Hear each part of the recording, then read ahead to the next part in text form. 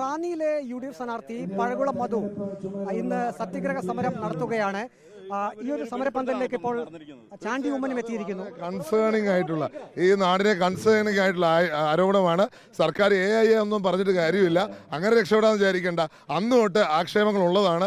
ഇത് മനുഷ്യനിർമ്മിതമാണെന്ന് മന്ത്രിമാർ തന്നെ പറഞ്ഞിട്ടുണ്ട്. ഇത് മനുഷ്യനിർമ്മിതമാണ്. അതുകൊണ്ട് ഇത് സമഗ്രമായ അന്വേഷണം ഉണ്ടാവണം. ജനങ്ങൾ പ്രതികരിക്കണം. ഇതെന്തുകൊണ്ട് സംഭവിച്ചു, ഇങ്ങനെ സംഭവിച്ചുവെങ്കിൽ അന്വേഷണം അടിയന്തരമാണ്. നമുക്കറിയാം സർക്കാരിന് അധികാരങ്ങളില്ലാന്നറിയാം. എങ്കിലും നമ്മുടെ മുഖ്യമന്ത്രി പറയുമെങ്കിലും വേണം ഒരു അന്വേഷണത്തെ പറ്റി അദ്ദേഹം പറയുമെന്ന, അദ്ദേഹത്തിന് പ്രഖ്യാപിക്കാൻ അധികാരമില്ലെങ്കിൽ പോലും പറയുമെന്നാണ് ഞാൻ പ്രതീക്ഷിക്കുന്നത്.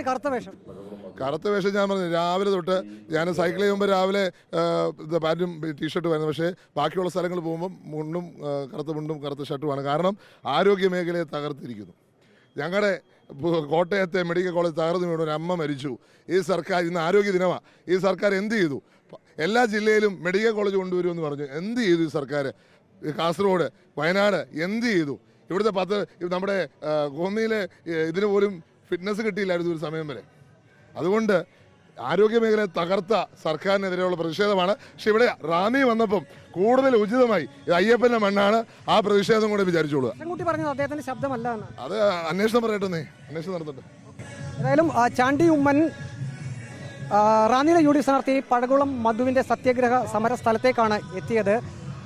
കൃത്യമായിട്ടുള്ള നിലപാട് ഈ വിഷയത്തിൽ അദ്ദേഹം ചാണ്ടി ഉമ്മൻ പ്രകടിപ്പിക്കുകയും ചെയ്തു. വീഡിയോ ജേർണലിസ്റ്റ് അജി കുടുംബനൊപ്പം reporter Praveen Purushothaman, in reporter, Pathanamthitta.